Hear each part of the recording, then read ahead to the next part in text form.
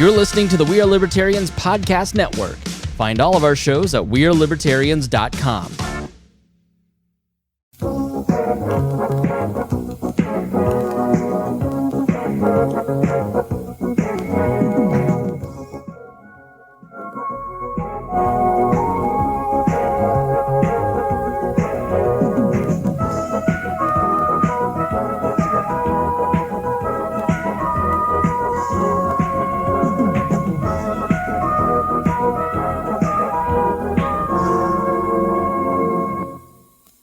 Hello, my name is Marshall Fritz. I'm with the Advocates for Self-Government, a tax-exempt educational organization headquartered in Fresno, California. The purpose of the Advocates is to present the freedom philosophy honestly and persuasively, so that opinion leaders can encounter these ideas, evaluate them, and when appropriate, embrace the ideals of self-government. To achieve this purpose, we teach communication and presentation skills to those people who are most deeply committed to the freedom philosophy, the Libertarians. The presentation you are about to hear is part of the Communicator Workshop, presented to 51 Libertarians at the Advocates' 3rd Annual Summit Conference, held in Los Angeles, November 13, 14, and 15, 1987. This workshop was designed and presented by David Bergland, Philip Mitchell, and Marshall Fritz. It is copyrighted. Should you wish to make copies as personal gifts for your friends, you hereby have the permission of the authors. For commercial use, please write to us at 5533 East Swift, Fresno, California, 93727.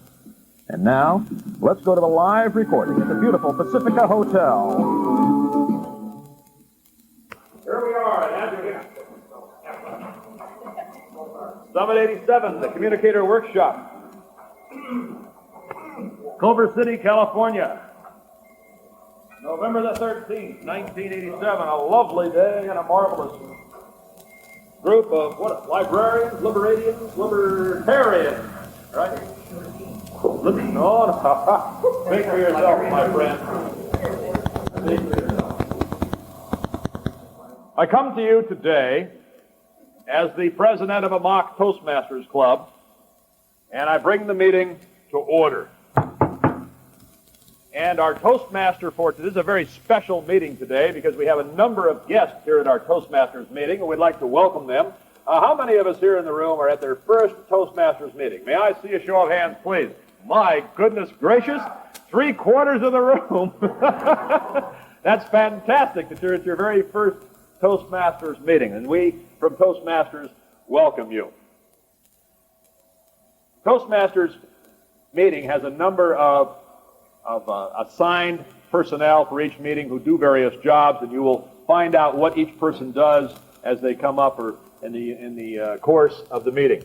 And as the president of the club, it's my business to make sure that A, there's no old business to slow things down, B, there's no new business to slow things down, and we can get immediately into the program.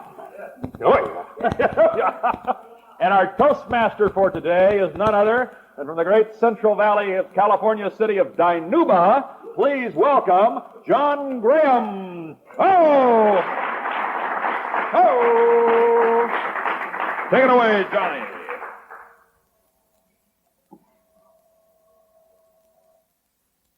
Well, since the flag salute and invocation has already been done, apparently, we have first on the agenda here is our Topics Master. And my home club, we usually have humor first, but the Topics Master is first here. And we have Art Rathjen. It's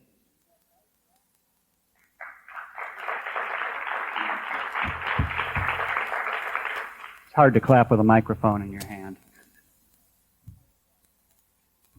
Mr. Toastmaster, fellow Toastmasters, and all you guests.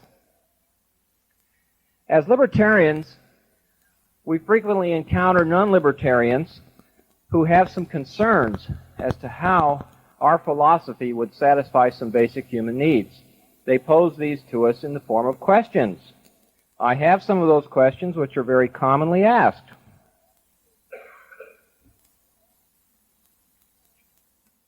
What are you going to do about the poor?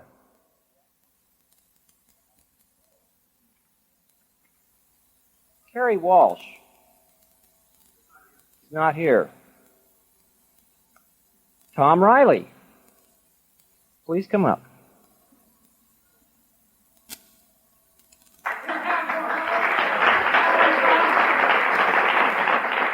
Tom Riley from La Canada, Flint Ridge, California.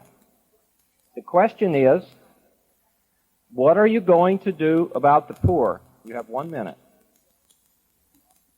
The poor have been with us for many, many years. They've always been with us. And I would say that one way to not solve the problem of the poor is to not give it to the government. Because when the government gets a hold of something, then it proliferates. Where there were 1 million poor people before, now there'll be 10 million poor people, because there's an opportunity for profit in it. So I would say that in order to reduce the problem of the poor, turn it back on the basis of individual responsibility. And for heaven's sake, don't give it to the government. Thank you. Thank you, Tom. Another frequently asked question: how would you defend America? Patricia Cullinane?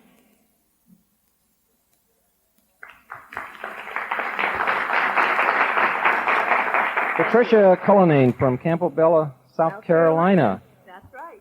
The question is, how would you defend America? Perhaps first, I would draw the distinction between the United States on one hand and America on the other. America is the people. They're the people who work, who support themselves, who care about their children, who worry about education, who run the mills, who provide the impetus for love. America is a dream that I don't know what that means. I know that. America is a dream of individual sovereignty, a dream that we can all help make come true. So America needs no defense. It only needs our cooperation. Thank you, Patricia.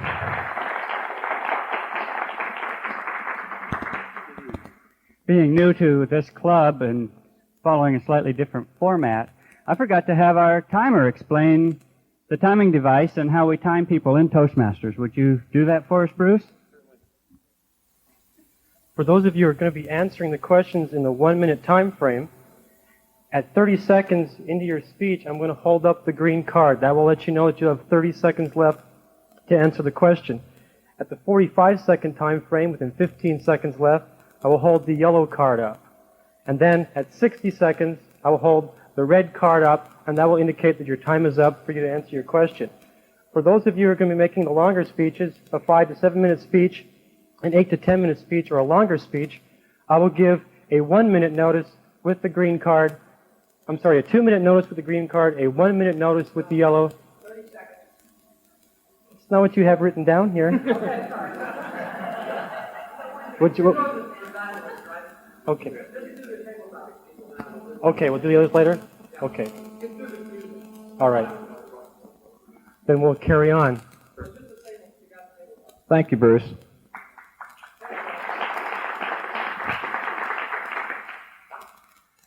Another question we're commonly asked is, what about the Soviet Union? What about the threat? Brian Esterson, are you here?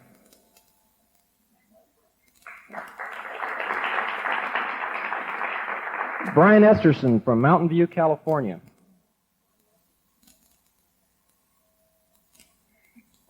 The first thing that 3 out of 4 people ask me is, "Oh, what would you do to defend the country?" The fourth person usually asks, "What about the poor?" So if 3 out of 4 people believe that the Soviet Union is a threat, then 3 out of 4 people would be willing to counter that threat by whatever way that they believe best. Some people believe that trading with the Soviet Union is the best way to neutralize them as a threat. If they're buying from us, they can't be busy shooting us. Other people believe that by having a strong defense, we would be defending against the Soviet Union. That brings to mind the story about how the Soviet Union is like a burglar that that rattles on doorknobs in a hotel until it finds an open door. But if 3 out of 4 people are worried about the threat of the Soviet Union, then 3 out of 4 people would be perfectly willing to defend against that threat in whichever way that they believe is the best way. Thank you, Brian. Another related question that we always hear. We need the draft, don't we?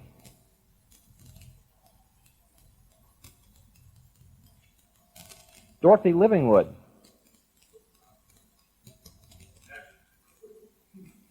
I'm out of names.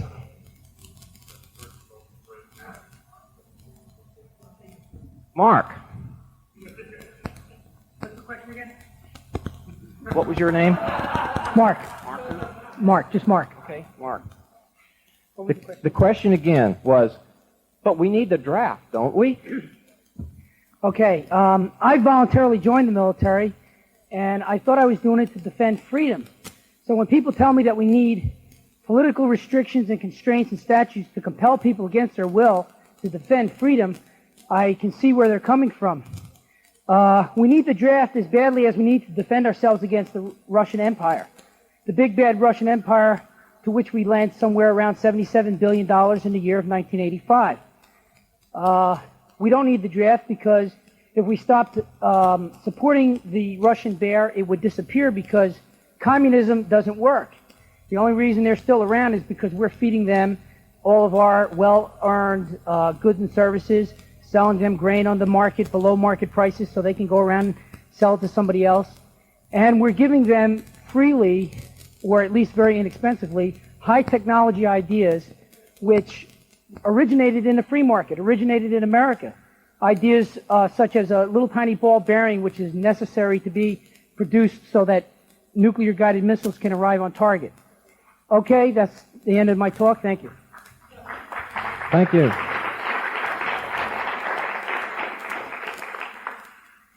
These questions aren't necessarily in order of being most common, but they are all common. Can you guarantee we'll be better off with the free market? Karen Allard.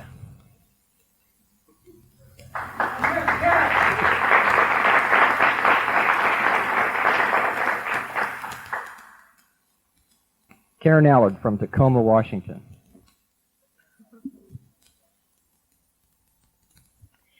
The free market is something that is voluntary. It is not using coercion, competition in the marketplace where goods and services are provided. It is the best way for communities to interact and for there to be no taxes. Thank you. Thank you, Karen.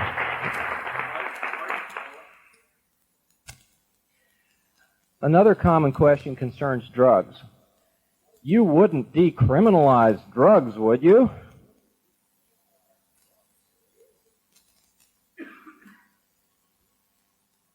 Dave Graham.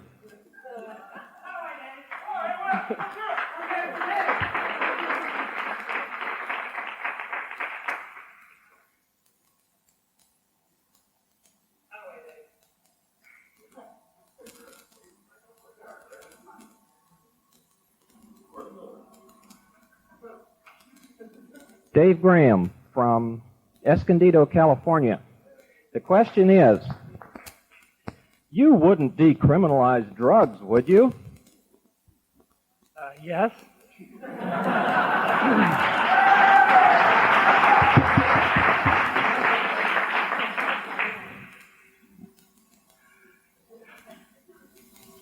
I'm not ready. Why would I? Because they only hurt the person that uses them, and if they were decriminalized, the person wouldn't have to steal to get the money to get them. How it is, it just makes a big dangerous situation with the drugs being really expensive, and the people have to steal to get the money, and then they rob, and then it causes crime to have the drugs illegal. Thank you, David. Mr. Toastmaster.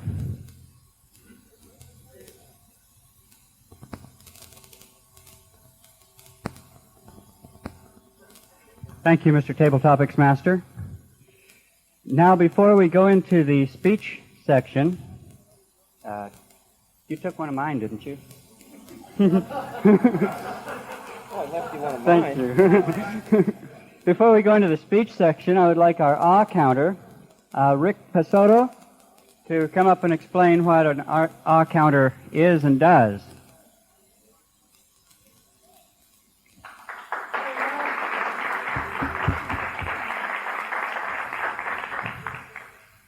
It's been many years since I've been in the Toastmasters Club, like 10 years or so. And the club I was in did not have an awe counter. I know what it is. I've attended some clubs as a visitor in which there was an awe counter. One of the problems that speakers frequently face is that they lack for a moment a thought of what to say next. And they think that if there is a gap, a moment of silence, that they're going to lose their audience. Well, it doesn't work that way. In fact, many times a moment of silence can bring the audience to you because they're all in anticipation. What's he going to say next? So a speaker who fears this moment of silence, these couple seconds of silence, tries to fill it with some sound that comes out as an ah or an and it's not good speaking practice to do that. So the ah counter points out these things, and today, so far, some of the speakers were exceptionally good in this respect, particularly the Table Topics Master himself. Very good, right. The one who impressed me the most, though, really, was Patricia Cullinane. There were several times in her speech, when I would have expected a lesser speaker to say an ah, but she came right on through and did not say the ah. To give an actual count, I got Tom Riley for 3, Brian Esterson for 6. Some of them rather long.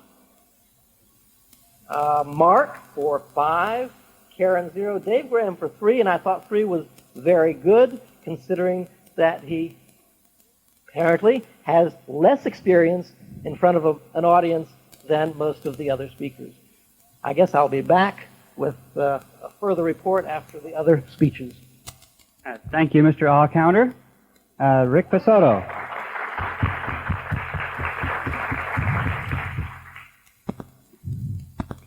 Now, our first speaker of the evening, and in my home club we usually have a 15-minute break between this part and the next, so we're going to go right through it here, is Mr. Kim Goldsworthy, who is a programmer, analyst, probably has something to do with computers, if I'm not mistaken.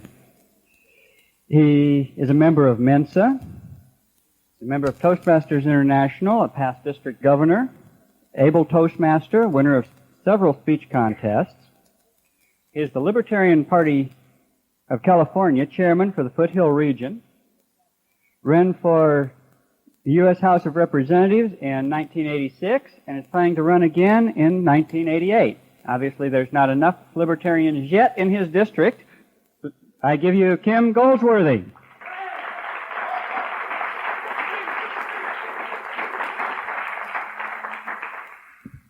Thank you, Mr. Toastmaster, fellow Toastmasters, and guests.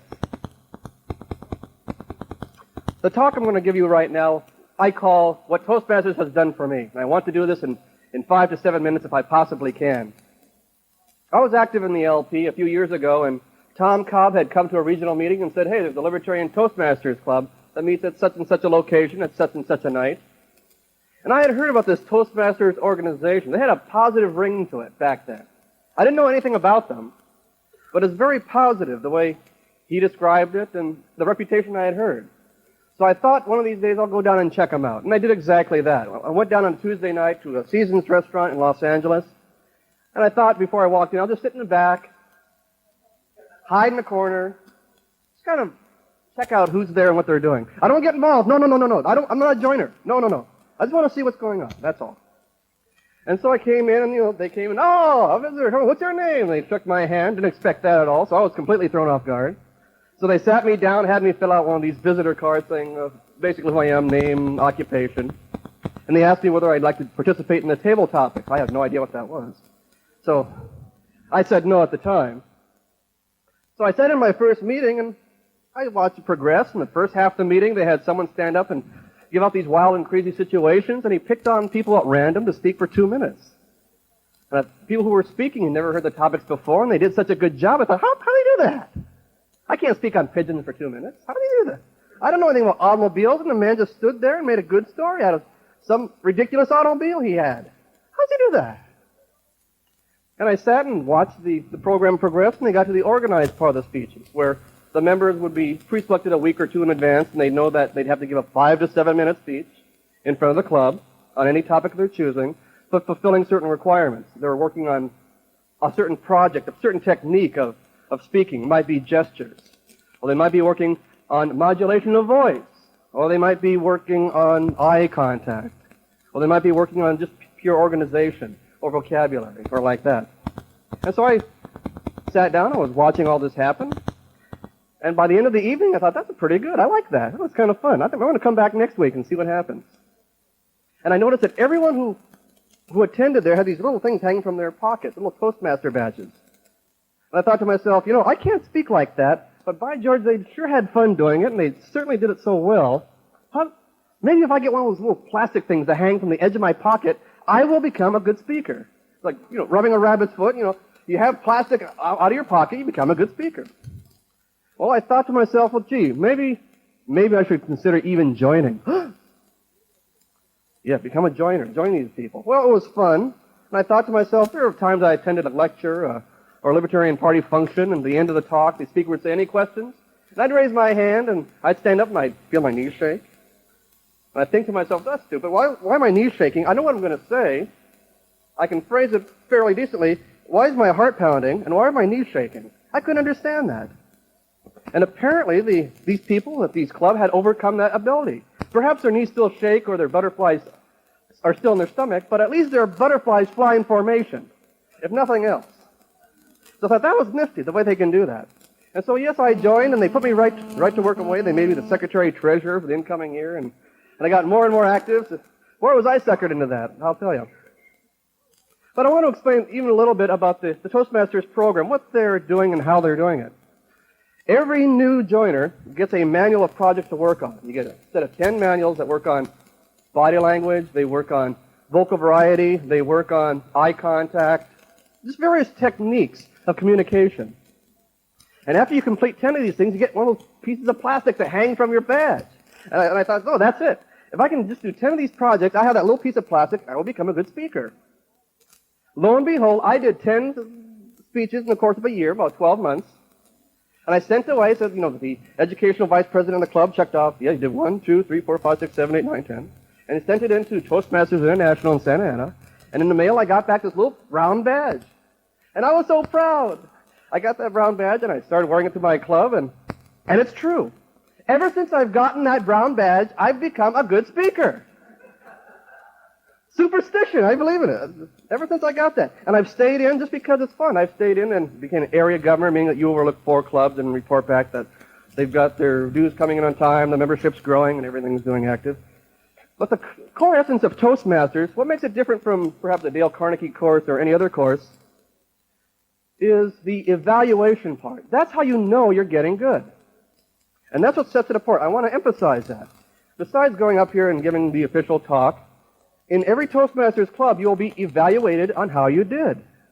How novel, how different, but how sensible, too. You find out whether the average audience person, one person will evaluate you saying, well, your eye contact was good, your gestures were fine, you could have changed your voice here and then and emphasized point X, Y, and Z. And I remember the first time I sat in on a Toastmasters club, I heard the evaluators evaluate and said, they're not talking about what the guy said, they're talking about how he said it. I thought it was so different, so strange. But indeed, that's how you improve, I suppose. You get feedback on how you did. You keep score. How many of us have played baseball and football and not keep score? I think we all want to see how well we did. And that's the beauty of the Toastmasters program, is that you get an evaluation. You find out how you did. You speak for 5 to 7 minutes on a topic you're choosing, working on, hand gestures perhaps. And by the time you sit down, the evaluation begins. You say, well, Mr. Goldie was good hand gestures. I like when he did this at that kind of point. And this is a way of keeping score.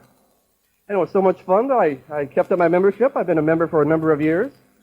And in fact, I would encourage you to write to Toastmasters International in Santa Ana, California, and get a list of the Toastmasters Club in your neighborhood. They list them by zip code, so just tell them where you live, and Toastmasters will say, here's a list of clubs around. And I happened to join Libertarian Toastmasters of Los Angeles about 3.5 years ago, and I've enjoyed it ever since, and certainly Linda Dorfmant was there before me and can tell you about it as well. So I've gotten a lot out of it. I think it's a very clever way of improving, of getting feedback on how you did. Very much like what Marshall was trying to achieve. Get feedback on how you did. So, in closing, it's done wonders for me, in my opinion. I wouldn't have run for Congress without it. And I encourage you to at least check it out. That's all I ask. Check it out. Mr. Toastmaster.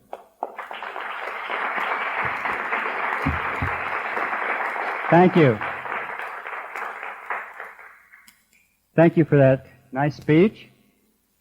We have 2 more speakers on our program tonight.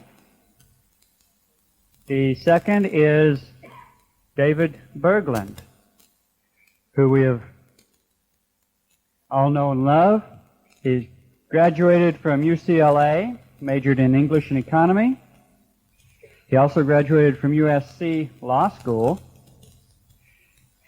was a professor of law at Western State University down in San Diego, was the 1984 Libertarian candidate for president, and the author of Libertarianism in One Lesson, which most of us here, if we haven't read it yet, shame, shame.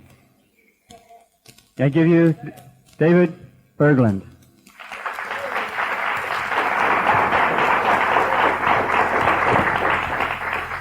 And his microphone assistant.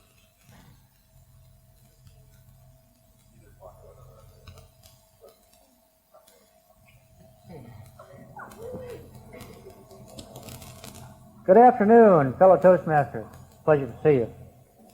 The talk that I'm going to give today is, I think, perfectly appropriate for what we're here to learn, and it is how to prepare a speech.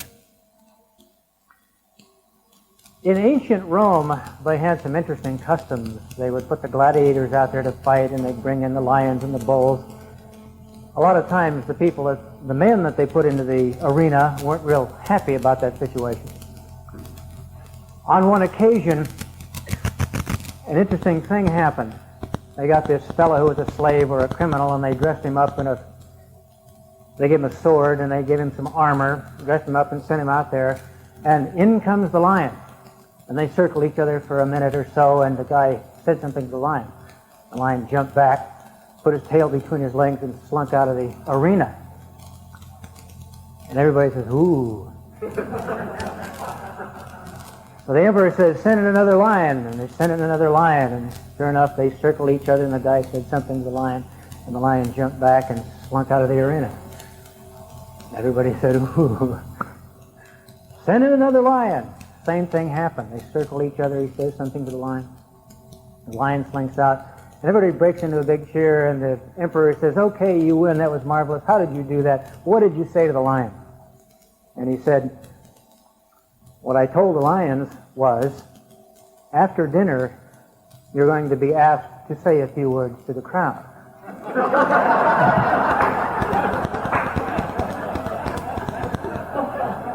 Now, the fear of public speaking, according to the experts, is only second to the fear of death in the minds of most people. And I suppose it's important to see if there aren't some ways to get over that fear. Well, one very good way is to know what you're doing. That is, to know how to plan and organize an effective speech. And so that's my purpose today, is to help you with that, so that will be one little technique that'll get rid of the fear that we all have of public speaking, at least take you some way or some part of the way down that road. So what I'm going to be talking about is how to plan a speech, how to draft a speech, and third, some handy hints on effectiveness by selecting certain sorts of things that you can put into your speech or ways to draft it. And I have with me a little device that may help. Good. The planning phase. This is really a very simple system, folks. Nothing to it. First, know your audience. I said something about that earlier. It's extremely important to know your audience. Now, just stop and think. Doesn't it make a difference if, say, the people are old or young, if they are knowledgeable and sophisticated, or alternatively, they may be not very well educated, not very well informed. They may be interested, or they may be just some sort of captive audience that's there for the heck of it. What time of day is it? If it's in the evening after everybody's had a big dinner and a few drinks, that's a little different than if it's at 10 o'clock in the morning. People may know a little bit about you and like it, and you may already be libertarians, for instance, or they may know about you and not like it. They may be sociologists. Who knows?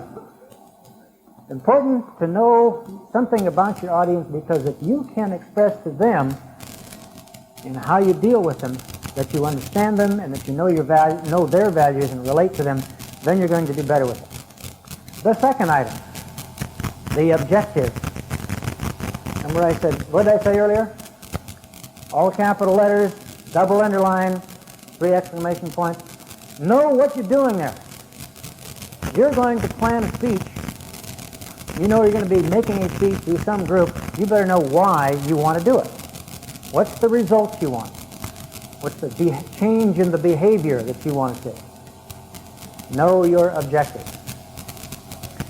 The theme.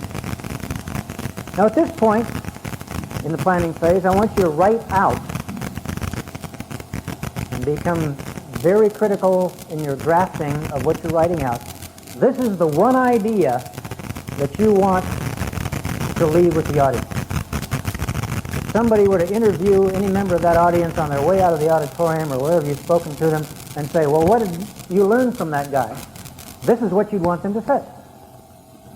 Most people can't remember very much from a talk. If they can remember 2 or 3 points, you're doing pretty well. The theme, write it out. The next item, data collection. Now, as libertarians, we all know a heck of a lot.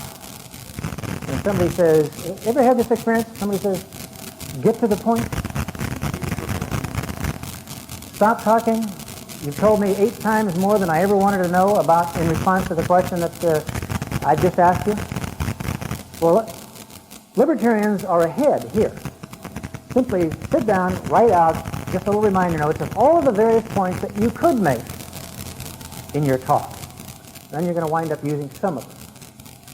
And the last item, the conclusion.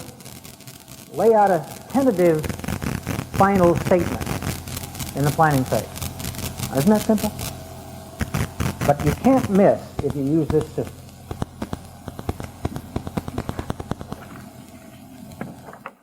You know, it's not the only system that you could use. Use the system that I'm talking about here. But it's one that I have found works well, no matter what the topic and what the audience. You can always use it. Now we get into the drafting phase, 5 steps. When you get up, after you've been introduced, the first words out of your mouth in a speech that's going to go for a number of minutes, whether it's 5, 15, 25, doesn't matter. The first sentence, or 3 or 4, think no more than that first paragraph or so, That's your hook. Purpose of the hook is just to get their attention. You want an attention-getting opening. Did I use an attention-getting opening in this talk? I told you a little anecdote about the lion. What was the point I was trying to make? The fear of public speaking. Okay, I got your attention. Then you go to the theme. Well, you've already written out the theme. Remember you did that in the planning phase. And this is where you put that in. Why do you put it here? Because if you have a nice attention-getting opening, this is the peak. This is the point at which the attention is really up there and at its highest. So if you lay your theme on them, it's likely to stick. This is the point, this is the idea you want them to remember. Next point. Remember there's the old Army system for designing a speech. Tell them what you're going to tell them, and then tell them what you told them. Well, in my system, this is where you tell them what you're going to tell them. It's a little preview of where you're going, and most people like to know that, are we, how much time are we on? 2 minutes. Okay, we didn't get an instruction on what the time is. So you give them the outline of where you're going. Then the body. You select the number of points that you have time to deal with which support your theme, that substantiate it. And then you move into the conclusion, and I have some special details on the conclusion. You give the folks a little signal that you're just moving into the wrap-up. This brings up the attention a little bit more. Then you review where you've been. We've covered X, Y, and Z. Wasn't that nice that I told you that? Then you recapitulate your theme. You may not say it just exactly the way you did the first time, but you come back to it. And then the call to action. Remember what your objective was? Well, this is where you tell them, now this is what I want you to do because of all that wonderful stuff I just told you. All right? That's how you draft it. Last, a few reminders. Prepare your own introduction. Give it to the person who's going to introduce you, because that's the way to make sure that you get introduced the way you want to and establish your credibility. Make an outline, but don't read a speech. Outline it with short notes just to remind yourself of what you have to work with. Personalize what you're talking about. Put yourself in. Talk about your own experiences. People relate to you better if you do that. Make everything concrete and visual. Most people can't deal with abstractions and theories and principles. Paint a visual picture for them to substantiate your point. Use relevant anecdotes if you can. And I like to make sure that you have time for questions afterwards, because that's where the people can really get to know you.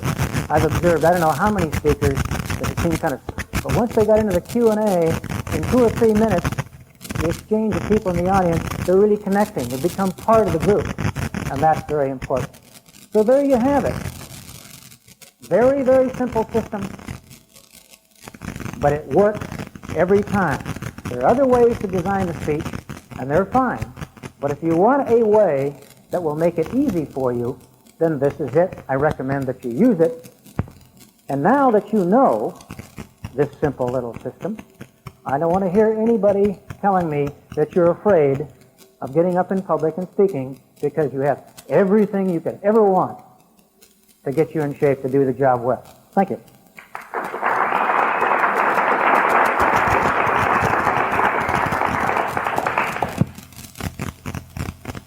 Thank you, David Bergland, for that very good, informative speech. And one of the things that he mentioned was about making your own bio. Marshall Fritz has done that for us. Here it is, if anybody wants to read it. I'm not going to. I decided I'd just tell you a little story about something that Marshall and I were involved in. We had the opportunity a little while back to be on the Tom Head Show in Fresno, which is a talk show heard all over the valley. And what we did, I say we, I didn't get a chance to talk, but what Marshall did was to compare the Berlin Wall with our border fence with Mexico. And we raised the consciousness and the blood pressure in the whole Central Valley by quite a bit. One lady called up and said, "Where do you get these fatheads anyway? He's making my blood pressure rise. This isn't good for me. I'm about to have a heart attack. Please keep these fatheads off the air." So I present to you Marshal Fritz. Thank you, thank you, thank you. Notice he used the plural, fat heads, off the air, right? So, and he was far too modest. He did get a few words in edgewise. At one point he said, do you know who the first illegal alien immigrant to California was and when that person was ejected from California?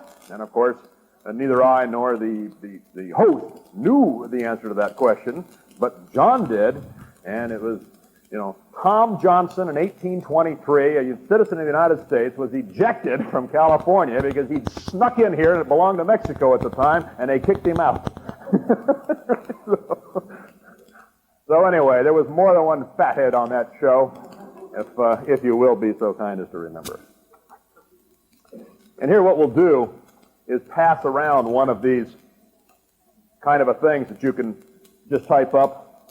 I made mine look fancy and everything, but if you just walk in with something that's typed and hand it to the program chair, he'll get up there and make something good in terms of an introduction. How many of us would like to have people behind our back saying, she's a dynamic or he's a dynamic speaker? I want to see a little old show of hands here. How many of us would like to have people talking about us behind our back? I mean, you wouldn't, you? No, okay. I don't want to be ever called. What, are you being modest or or trying to trick me? Over on this side, how many of us would like to have people saying behind our back that he's a dynamic speaker?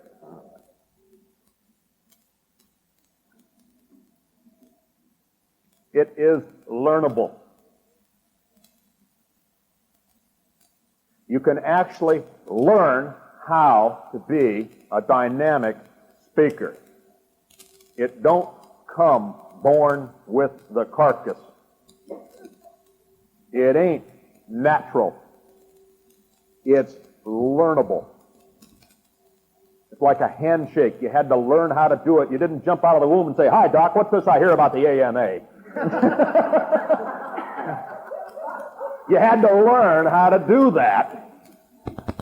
And you can learn how to be a dynamic speaker. And I'm going to give you two insights into how to do that. The first insight is to be speaking on something of which you feel passionate. Now, if I were to get up and talk about Hoover Dam and its contribution to the agriculture of the central high desert of southern Nevada,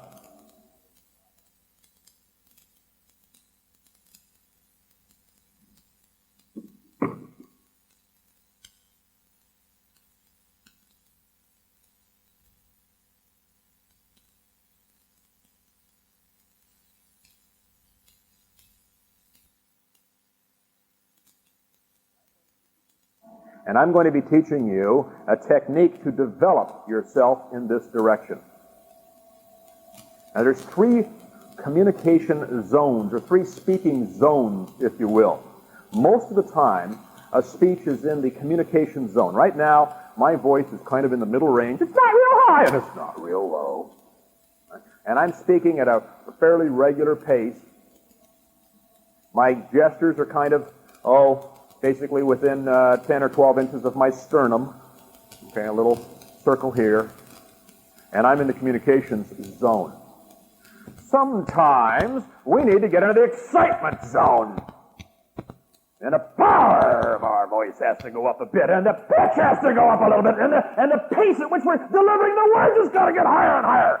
And the gestures get higher.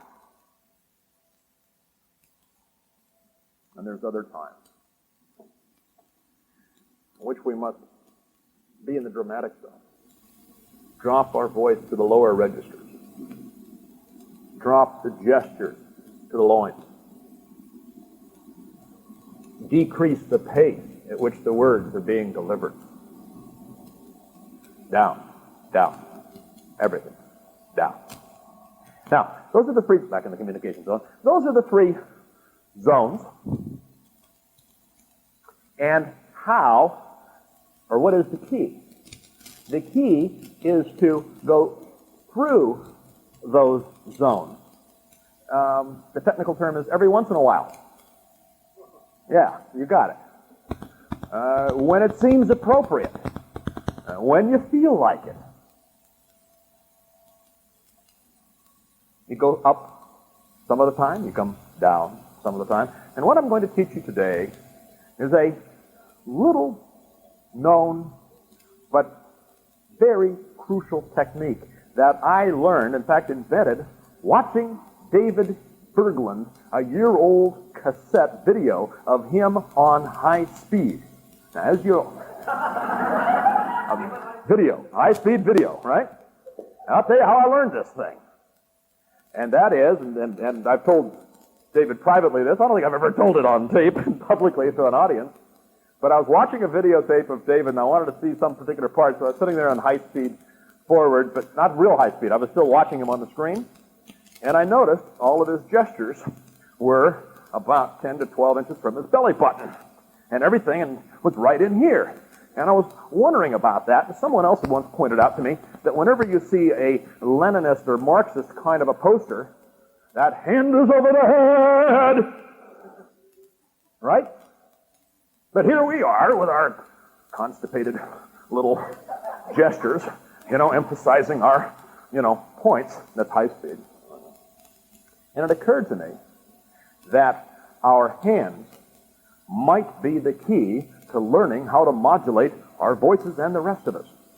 That there is a congruence between our bodies and the attitude and everything. Will someone please tell me, just make it up, your cat died or something, but tell me something that is very sad news. Oh, that's too bad.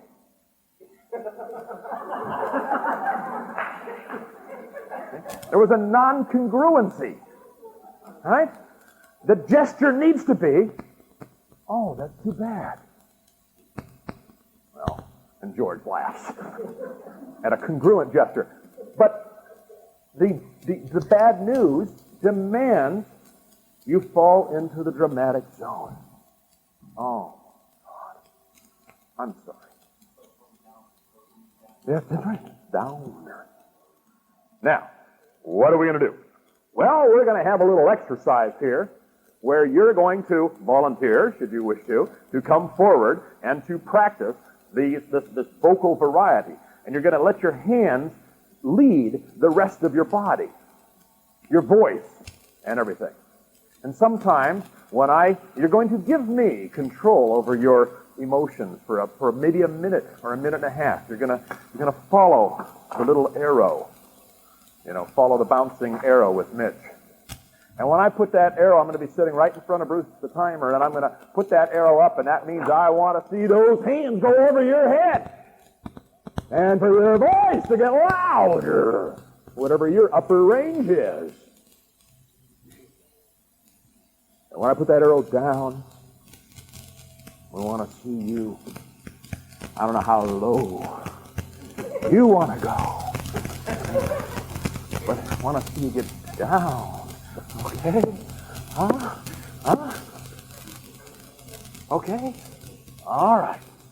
And what you're going to do is you're going to pick up your blue book, and you're going to walk over here and need about 3 volunteers, preferably somebody who hasn't volunteered before, preferably somebody who's scared and doesn't want to do this too much. And maybe somebody who really does, okay? So we need a couple, 3 volunteers. Who's going to be our first? Oh, good, Karen. Perfect. Thank you. Come on up here, Karen. Come on up here. Good, Carrie. Excellent. Bring your blue book. Need one from the other side of the room. Eric Palmer, all the way from, where are you from, Eric? What?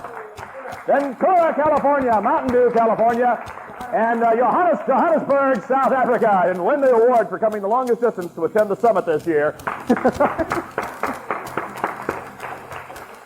Okay, we're going to step right up here. You stand over here and watch. And we're going to start with Eric. And Eric, let's see here. I want to select a page carefully. Good. There's your page right there, okay? And you're going to read this, and I'm going to be sitting there on the floor in front of you, and for 1 minute you're going to read, and you're going to delegate to me the decision of whether you are up or down, okay? That might be a good idea, okay? An interesting problem, otherwise. Your mic, that's your mic stand, okay? But do you feel energy or excitement when you sit down to do your annual tax return? Energy grows in the presence of individual choice and diminishes in the presence of slavery.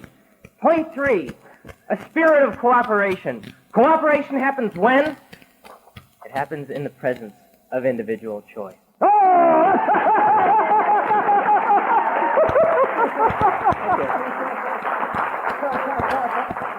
Aaron Huffman, ladies and gentlemen, all the way from Mountain View, and she has selected the page, okay? I believe over the next 25 years we shall witness the ascendancy of self-government and the gradual demise of political government as we have known it. Of course, you will have questions. Questions? Most of you will have to wait for a day or two before this comes true. But there's one question I can answer now. Do I mean the same thing by the word government as you do? No.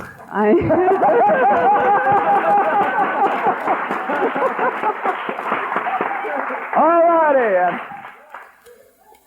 Is that the one you want? Sure. I haven't even looked at it. Willie Mandela's new sweetheart, we present Harry Welsh.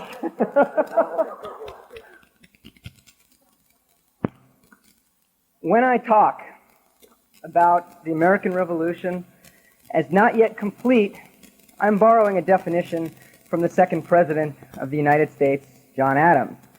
In 1818, Mr. Adams was asked to write an article about the American Revolution.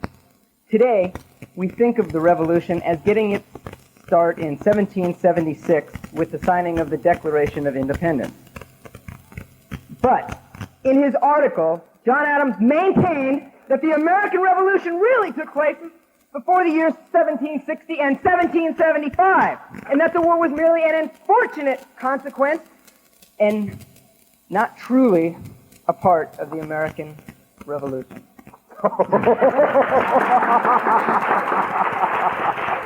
Well done. Now let's sit back and look at what did we learn. We're talking about how to become a dynamic speaker. And it's not just hollering. You see somebody up here who just hollers, and after a while you're going to say, that person is strident. It's exhausting. I can't stand listening to this Goebbels imitation. You know, that kind of a thing. I wish you would just slow down and communicate. But on the other hand, if a person just slows down and communicates, and in the 23rd point, oh good, we have time for the 23rd point.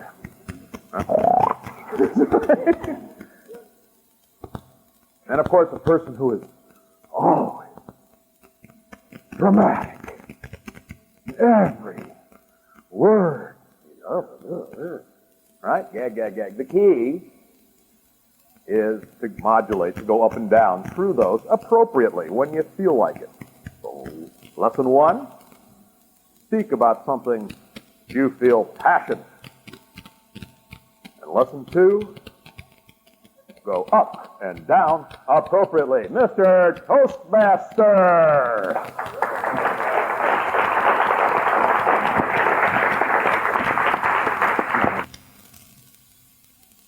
Much, Marshall. And I didn't really mean to call you a fathead. That was somebody else. Now, somewhere around here I have my list of, there we go, to evaluate our first speaker, Kim Goldsworthy, is Robbie Robinson. Oh, first of all, the evaluators will be timed, and the timing is 2 minutes, 2 to 3 minutes. So the yellow card will come on at 2 minutes, the green at 2 minutes, the yellow at 2.5, and the red at 3. Mr. Robbie Robinson to evaluate Kim Goldsworthy.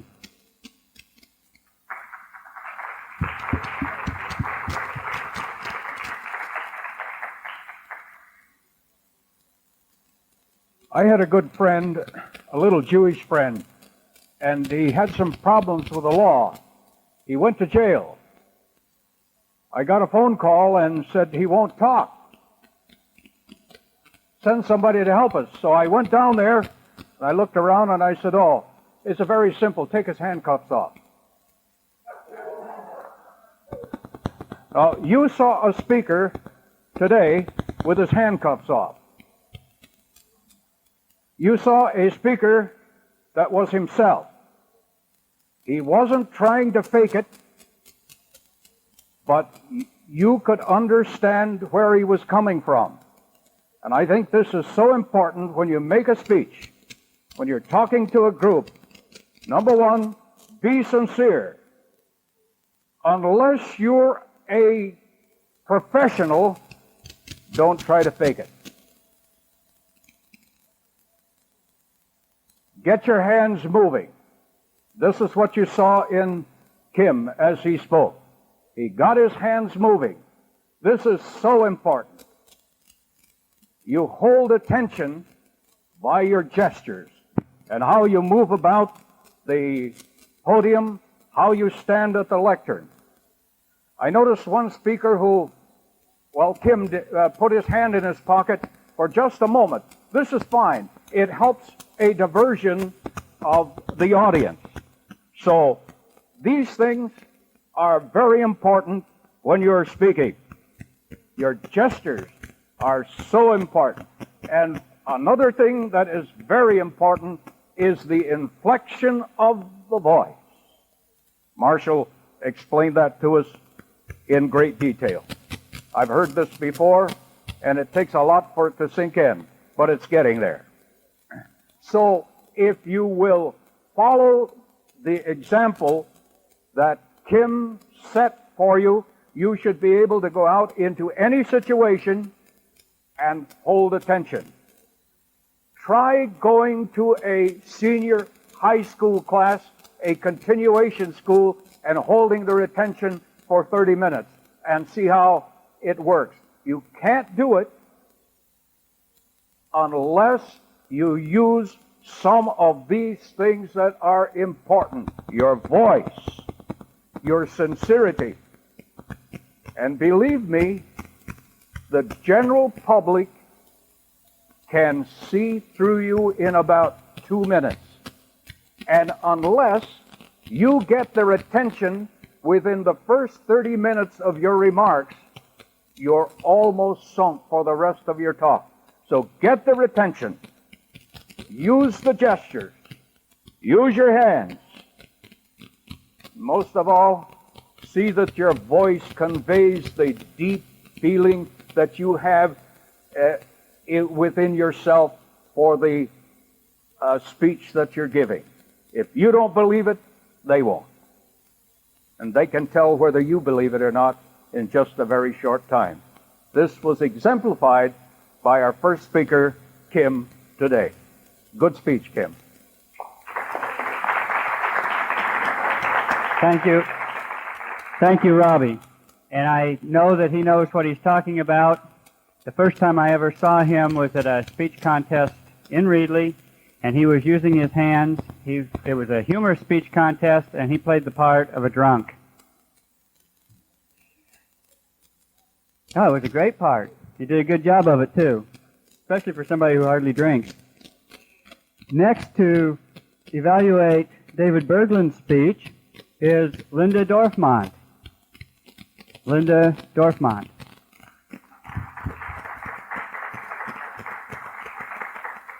you, Mr. Toastmaster, fellow Toastmasters, and fellow advocates, and especially Dave. This was an excellent example of how to present a speech using visual aids. The speech was very well organized, and it was about how to organize and prepare a speech. It followed a very